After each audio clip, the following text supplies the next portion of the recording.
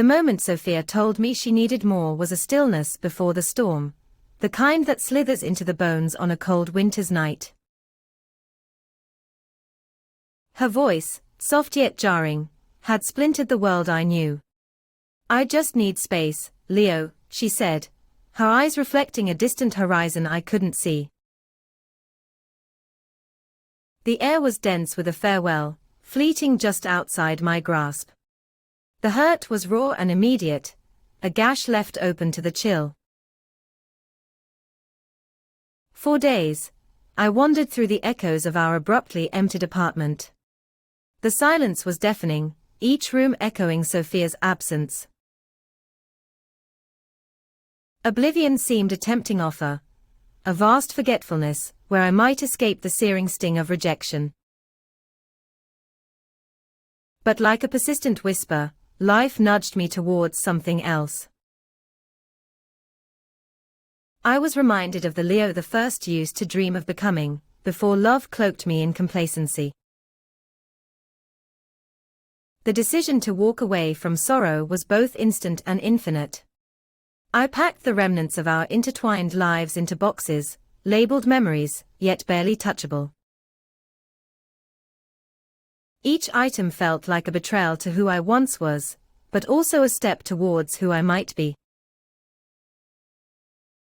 I knew I had to leave the wreckage of we behind and rebuild the me I had lost. Rebuilding began with small acts of defiance against despair.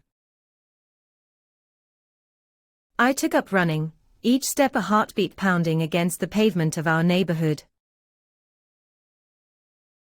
It felt cleansing to hear my breath and know it belonged only to me. The city streets became a canvas, unfamiliar paths leading me to hidden pockets of joy.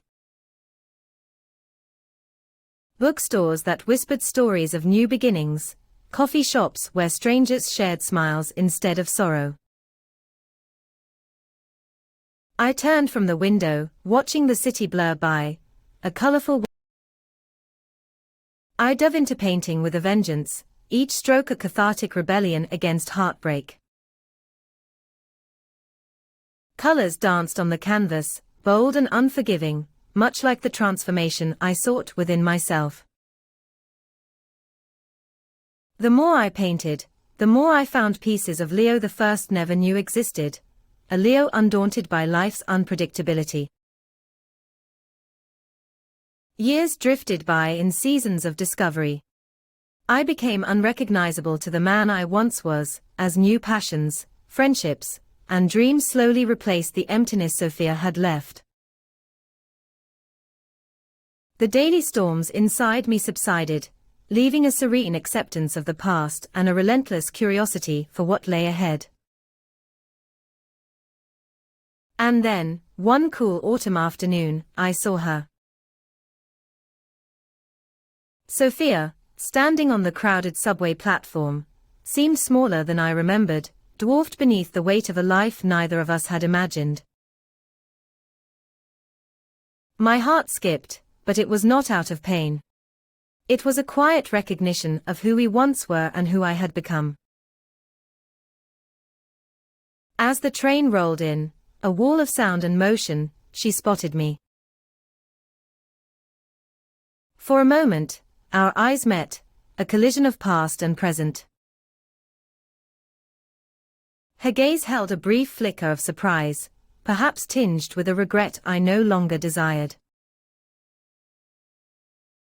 But it was her smile, a half-formed apology, that stirred something within me, not longing, but gratitude for the journey her leaving had set ablaze. The train slowed, and I took a deep breath, the charged air around us humming with possibilities unspoken. Without a word, I stepped onto the train. It was a quiet, powerful exit, a final closure for the remnants of us. As the subway doors closed, I knew I had left Sophia behind, both in the past and on that platform. The train sped forward, carrying me toward the life I had crafted through heartache and hope. I turned from the window, watching the city blur by, a colorful web of endless new horizons. And for the first time, I smiled, embracing the fullness of who I had become.